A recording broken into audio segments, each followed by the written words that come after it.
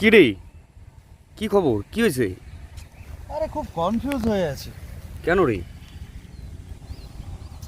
আচ্ছা একটা জিনিস ভাবতো, এখন সোশ্যাল মিডিয়ার যুগে সবাই পুরানো প্রেম চায় কেন? না হলে তাহলে যদি সবাই পুরানো প্রেম চায় তাহলে এত ব্রেকআপ হচ্ছে কোথায়? সবাই যদি ডিপ্রেশনের রুগী থাকে, সবাই প্রত্যেকে ফেসবুকে 1 থেকে 2 জনের মধ্যে ডিপ্রেশন নিয়ে শেয়ার করছে, মানে ধরে নিচ্ছি সেও ডিপ্রেশনের রুগী, ঠিক আছে? প্রত্যেকেই নিজের মনের মানুষকে খুঁজে পাচ্ছে না, অথচ প্রত্যেকে ফেসবুকে সোশ্যাল মিডিয়াতে ইনস্টাগ্রামে সব জায়গায় একই কথা বলে যাচ্ছে, হ্যাঁ এমন একটা মানুষ চাই যার এটা হবে, যার ওটা হবে। আরে ভাই কেন? অদ্ভুত। ফেসবুকে সবাই ফুড ব্লগার, সবাই এত জাজমেন্টাল ব্যাপার স্যাপার হয়ে গেছে, কিছু একটা খেলেই হ্যাঁ হ্যাঁ হ্যাঁ হ্যাঁ ফুড ব্লগার। আরে কথা জড়িয়ে যাচ্ছে, আমার রীতিমতো কথা জড়িয়ে যাচ্ছে। আগেকার দিনে কি হতো?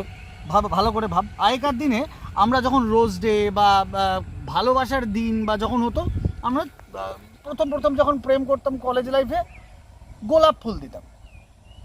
এখন গোলাপ ফুলের নাই, গোলাপ ফুল আর ভালোবাসার সিলেবাসেই নাই। হঠাৎ করে সবাই কেন জানি না কাঠ গোলাপের ভক্ত হয়ে গেল। তেমনি আবার গ্রিটিংস কার্ড ভাব, আবার গ্রিটিংস কার্ড নাই, এখন SMS। সবাই চায় যে আমাকে একটা পুরনো প্রেম দিয়ে একটা চিঠি ফিঠি লেখা হবে। আরে ভাই তুই তাহলে একটা কথা বল, সবাই যদি পুরানো প্রেম চায় তাহলে নতুন প্রেম করবে কারা? তাই তো। হ্যাঁ, অদ্ভুত ব্যাপার। সবাই ডিজিটাল ক্রিয়েটার। ফেসবুক ওপেন করলেই হয় সামনে এরকম যে থুমাকে তু পাহাড়ি কাচুমা, আরে কি সব করে যাচ্ছে।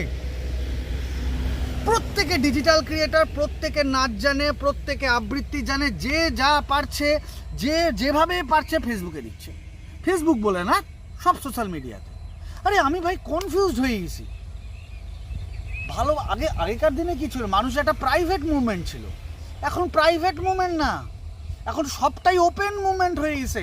শালাগুলো বিয়ে করে প্রি ওয়েডিং ভিডিও শ্যুট করার জন্য, তুই ভাবতে পারিস? আর 1 মান্থ অ্যানিভার্সারি, আরে অ্যানিভার্সারি কথাটার মানেই হচ্ছে বর্ষপূর্তি। তাহলে 1 মান্থ অ্যানিভার্সারি কেমন করে হয়, মান্থ 2 অ্যানিভার্সারি কেমন করে হয়? ভাই এই ফেসবুকটা না পাগল করে দেবে, সিরিয়াসলি জাস্ট পাগল করে দেবে। আরেকটা জিনিস, প্রত্যেকে সবাই সবার ছবিতে কমেন্ট করে যাচ্ছে। আকাশ চোপড়ার থেকেও এদের অবস্থা খারাপ। বিরাট কোহলি খেলতে পারলো কি না পারলো সেটা যেরকম আকাশ চোপড়া বলে, ঠিক আছে? আর আমাদের এইখানটায় সালমান খান, ঋত্বিক রোশন, বিরাট কোহলি, যত সব বড় বড় সেলিব্রিটিজ আছে, তাদেরকে জাজমেন্ট করে কে? আমি বা তোর মতো লোকেরা। বিরাট কোহলি ভালো খেলতে পারেনি, আরে শাহরুখ খান ভালো অভিনয় করতে পারেনি, সালমান খান এটা করতে পারেনি। আরে ভাই তুই বল আর কে? ওরা ওই জায়গায় পৌঁছায় গেছে আর তুই এখানটাতে বসে আছিস। অদ্ভুত ব্যাপার। তুই ওদেরকে জাজ করছিস সামান্য 5টা। আরেকটা ব্যাপার, সে হচ্ছে নতুন একটা টার্ম, যেটা হয়তো আপনারা সবাই শুনে থাকবেন, সেটা হচ্ছে ফেবু বিপ্লবী। তারা কারা? সেটা হচ্ছে এরা বিপ্লব করবে ফেসবুকের ওয়ালে, এরা রক্তক্ষয়ী সংগ্রাম করবে ফেসবুকের ওয়ালে, এরা দেয়াল লিখন করবে, কিন্তু সেই দেয়ালটা ফেসবুকের দেয়াল হবে। তো এই জাজমেন্টাল শিপ, যে এই যে একটা মানে কি বলবো, একটা ভার্চুয়াল সমাজের মধ্যে আমরা বাস করতেছি। হ্যাঁ, আরেকটা যেটা লাস্ট, ডিজিটাল ক্রিয়েটার, একটু আগে যেটা বললাম, প্রত্যেকে ডিজিটাল ক্রিয়েটার, প্রত্যেকের কিছু একটা হলেই হাতে ফানি, হাই ফ্রেন্ডস আমরা এখন চলে এসেছি, হ্যাঁ আমাদের নদীর বাঁধে, বলো তো তোমরা এটা কি করছো, ওই যে ওইখানটায় দেখতে পাচ্ছেন। আরে সবাই দেখতে পায়, কেউ কানা না। তোর পাশের বাড়ির কাকিমাকে আর বলে বলে সাবস্ক্রাইব করাচ্ছে, যেমন আমি করাই।